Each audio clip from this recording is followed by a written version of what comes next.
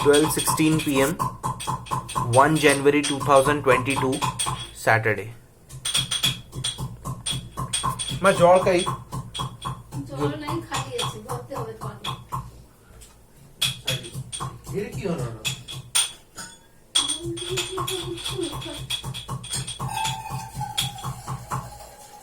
कितना सारा रिवाइज कराया आज वेरी गुड याद है कुछ यार मैंने बोला ना कि सुनाऊंगी तुम्हें एक एक करके बस तुम थोड़ा थोड़ा बीच में मुझे बताते जाना जो जो भूल जाओगी बस मैं सुनाते जाऊंगी जब खाली में मैं टाइम में ना मैं तुम्हें सुनाऊंगी अच्छा मेरा क्या कितना याद है और कितना मैं ठीक है ज्ञान लिया हूँ मेरे बेटे से अब भोग बन का बारी में नहीं अब जो है सुनो अब हमने 9 चैप्टर हो गया ना महाभारत का अब ये 10वां चैप्टर है ठीक है इसका नाम है द राजा सूया यज्ञ जो धृतराष्ट्र था ना कौन था धृतराष्ट्र याद है कौन उसका बेटा विचित्रवीर का विचित्रवीर कौन था चित्रवीर तो शांतनु का बेटा था ना हाँ तो जो धृतराष्ट्र था ना धृतराष्ट्र का बेटा कौन है धृतराष्ट्र का बेटा धृतराष्ट्र का बेटा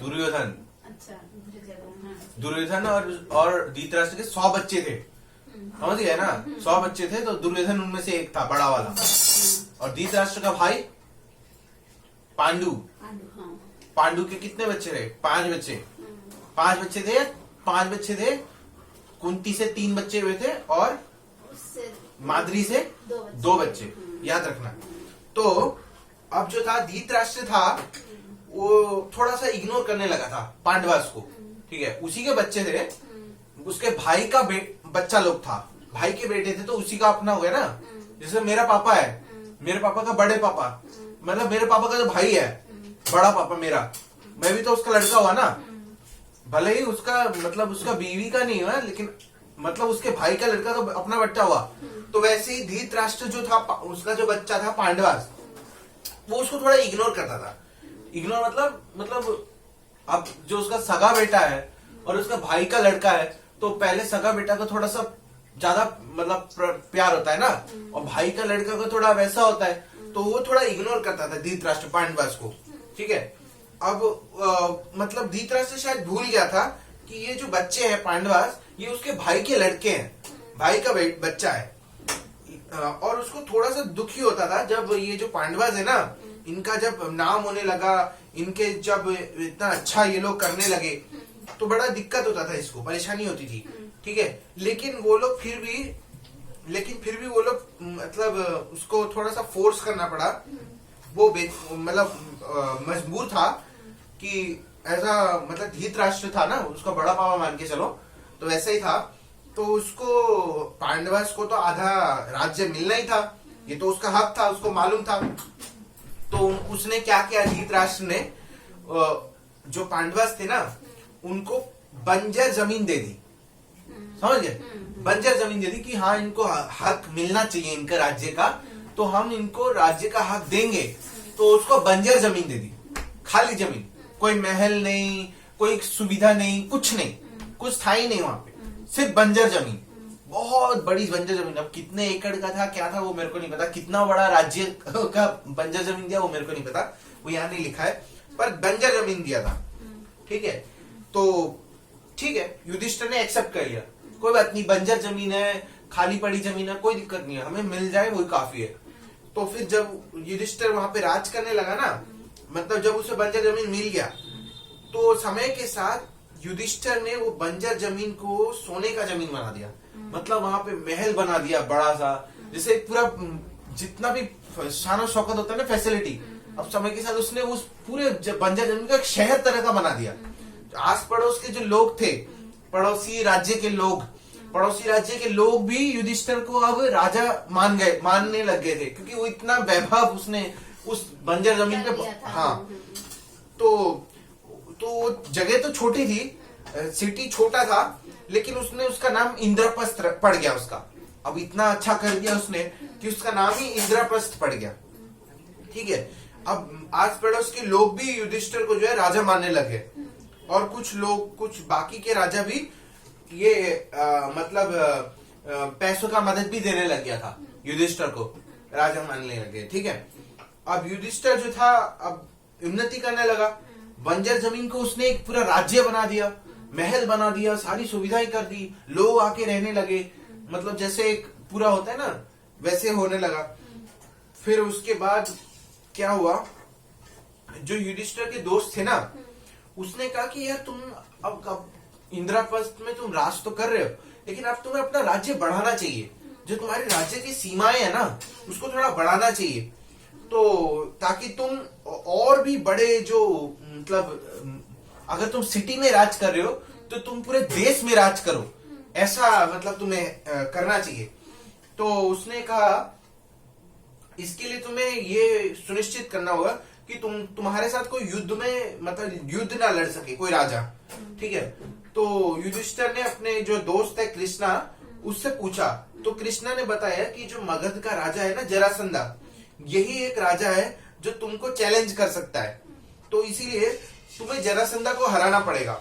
अगर तुम जरासंधा को हरा सकते हो तो कुछ बात बन सकती है, तुम मतलब और भी बड़े राज्य का जो है अपनी सीमाएं जो है फैला सकते हो, और जरासंधा की तो आतंक से वैसे भी दुनिया परेशान है।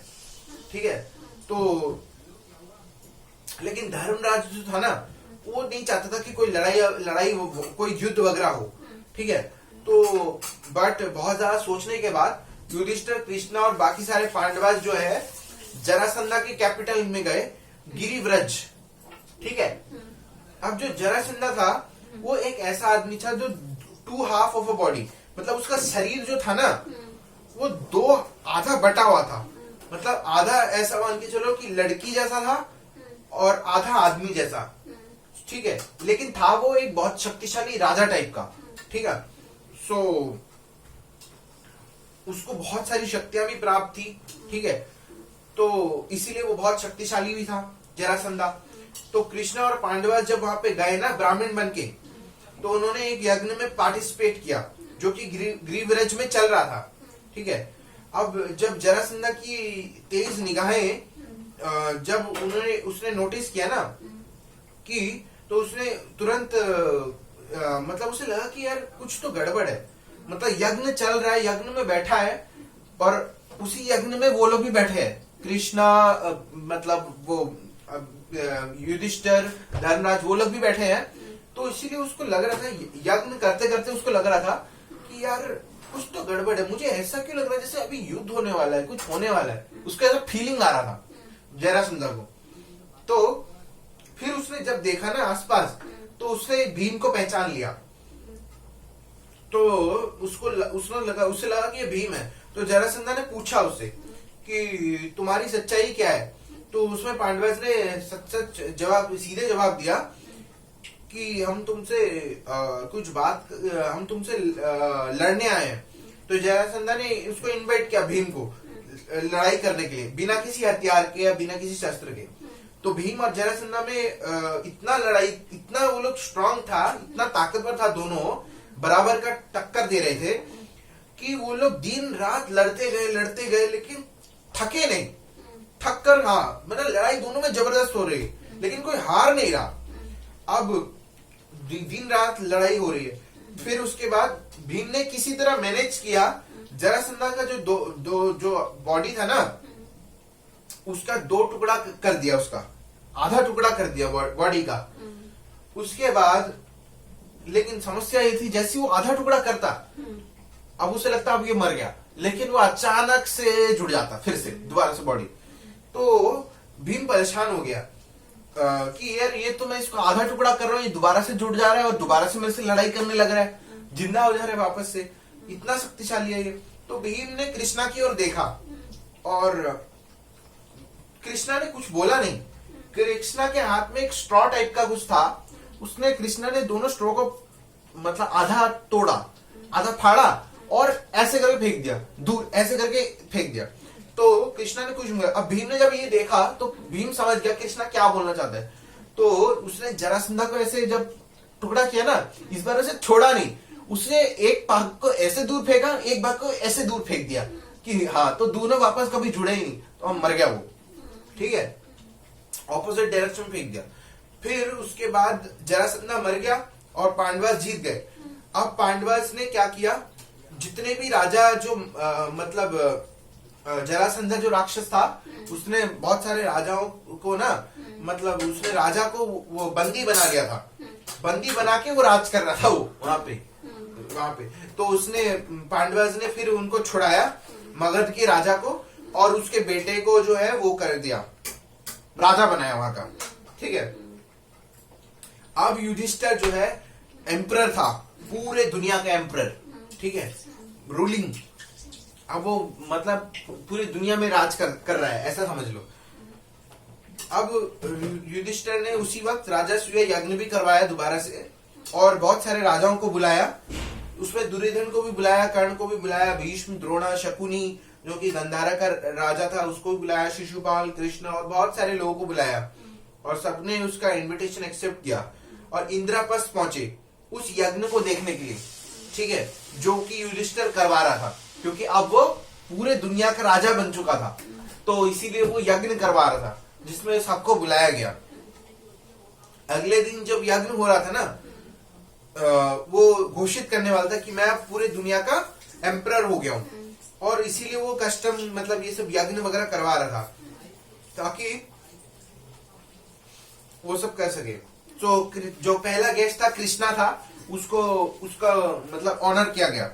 शिशुपाल भी आया, जो कि छेड़ी एक जगह है उसका राजा था, जो कि कृष्णा को पसंद नहीं करता था। अब जो शिशुपाल है ना, वो कृष्णा पे हंसने लगा, वो कृष्णा से नफरत करता था शिशुपाल, और वो कृष्णा पे हंसने लगा कि ये कृष्णा तो चोर है, चोरी करता था ना बचपन में, ये तो चोर है, और उसका अपमान करने लगा भरी सभा में। अब कृष्णा इस बात को सहन नहीं कर पाया, और भीष्म भी खड़ा हो गया।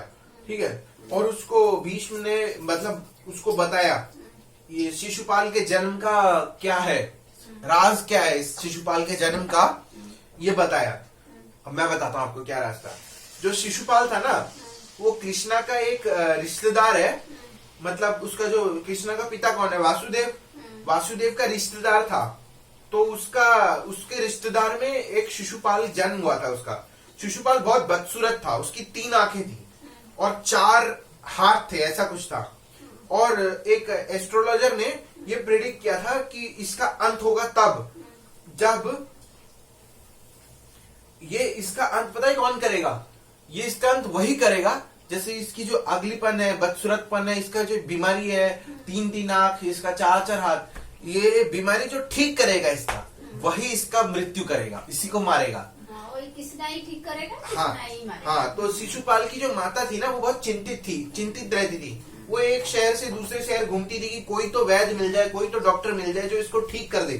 ठीक है, तो एक बार वो द्वारका गई, तो वहां कृष्णा ने उसका शरीर छुआ ना, उस बच्चे का, बेबी का, तो जैसे ही छुआ वो नॉर्मल हो गया। अब वो खुश होने लगी और धन्यवाद देने लगी, लेकिन उसको बहुत दुखी भी हो रहा था, क्योंकि उसे पता था कि वो जो एस्ट्रोलॉजर था उसने कहा था कि जो इसको ठीक करेगा, इसका बीमारी जो ठीक करेगा, वही इसकी मृत्यु का कारण भी बनेगा। अब कृष्ण ने उसे कहा कि माता आप चिंता मत करो, मैं इसको तब तक नहीं मारूंगा जब तक इसकी 100 गलतियां पूरी ना हो जाए। अब अभी जैसे मैं आपको पीछे बता रहा था कि युधिष्ठिर जो है पूरे दुनिया का राजा बन चुका है, एम्परर बन चुका है, और अब वो इंद्रप्रस्थ जो उसका सिटी है मेन, वहां पे वो यज्ञ करवा रहा है, और वहां पे उसने बहुत सारे मतलब दुर्योधन, कृष्ण सबको बुलाया है, और इसे शिशुपाल को भी बुलाया है, जो कि अब राजा बन गया है। ये तो उसका शिशुपाल के बचपन का कहानी था ना, तो अभी बचपन मतलब जब वो बेबी था, तो अब तो राजा बन गया है शिशुपाल। तो लेकिन वो कृष्णा से नफरत करता था। अब वो भरी सभा में मतलब कृष्ण को आलतू फालतू बोलने लगा, अपमान करने लगा। तो फिर कृष्ण ने बोला कि तुम्हारा पाप का घड़ा भर चुका है, मैंने प्रॉमिस किया था कि जब तक तुम्हारी 100 गलतियां नहीं होंगी तब तो मैं तुम्हें नहीं मारूंगा, अब तुम्हारी 100 गलतियां पूरी हो चुकी है। और फिर कृष्ण ने अपना मतलब चक्र निकाला, सुदर्शन चक्र, और उसका गला काट दिया उसका। हाँ, क्योंकि वो इतना अपमान कर रहा था कृष्ण का, और आलतू फालतू अपशब्द बोल रहा था जिसको सुनना असहनीय था। इसलिए कृष्ण ने उसको 100वां पाप में उसको मार दिया। ठीक है, कहाँ पे मारा? बड़ी सभा में। इंद्रप्रस्थ शहर में, जो कि युधिष्ठिर का था। युधिष्ठिर वहां पे यज्ञ करवा रहा था, राजसूय यज्ञ। राजसूय यज्ञ यानी कि अब वो पूरे दुनिया का जो है राजा बन चुका है। ठीक है, अब उसने सब जगह विजय हासिल कर ली है, तो इसी खुशी में वो ये घोषित कर रहा था कि मैं पूरे दुनिया का राजा बन चुका हूँ। और राजसूय यज्ञ अरेंज करवा रहा था वो अपने लिए। और इसी में उसने बहुत सारे लोगों को बुलाया था, राजाओं को बुलाया था, दुर्योधन को भी बुलाया था, कर्ण को भी बुलाया था, कृष्ण को भी बुलाया था, उसमें शिशुपाल को भी बुलाया था। सारे राजाओं में शिशुपाल भी आया था। और इसी ये जो हादसा हुआ, ये सब इसी में मतलब शिशुपाल ने बोल दिया कृष्ण को आलतू फालतू, और कृष्ण ने फिर उसको मार दिया। समझ गए ना? फिर राजा उसको मार दिया, लेकिन राजसूय यज्ञ जो है सेलिब्रेट किया गया और युधिष्ठिर को एम्परर घोषित किया गया।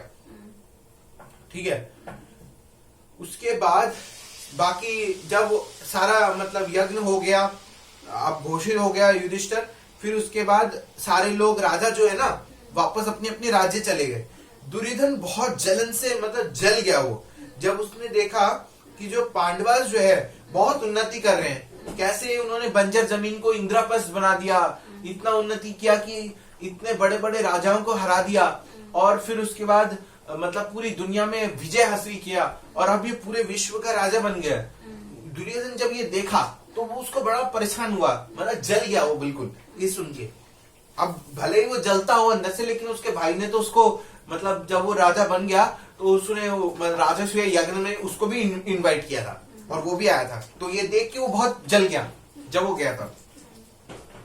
तो his jealousy knew no bounds when he saw the artifice। जब उसने देखा ना कि कैसे इतना सुंदर महल, इतना सुंदर मतलब जो जमीन है, फ्लोर है, वो इतना चमक रहा है, मतलब पानी में और फ्लोर में पता नहीं लग रहा है रंग, इतना सुंदर महल इतना बढ़िया बना दिया है युधिष्ठिर ने। अब क्या हुआ, वो जब महल के बाहर जाने लगा ना, तो दुर्योधन मतलब अपनी जलन वाली सोच में इतना खोया हुआ था कि गलती से उसने सोचा कि ये मतलब जो चल रहा था वो सोचा ये फ्लोर है, जमीन है, और उसने पानी में कदम रख दिया और पानी में गिर गया वो। हाँ, अब जैसे वो पानी में गिरा तो जो द्रौपदी जी जो जिसने देखा वो जोर जोर से हंसने लगी बालकनी से देखते हुए। ठीक है, उसको उसकी हंसी कंट्रोल ही नहीं कर पाई वो। ठीक है, तो अब दुर्योधन ने जब देखा द्रौपदी हंस रही है तो उसको और भी गुस्सा आया। अब तो उससे रहा नहीं गया, उसने सोचा अब तो मैं पांडवास को सजा दूंगा, किसी ना किसी तरह से मैं सजा दूंगा।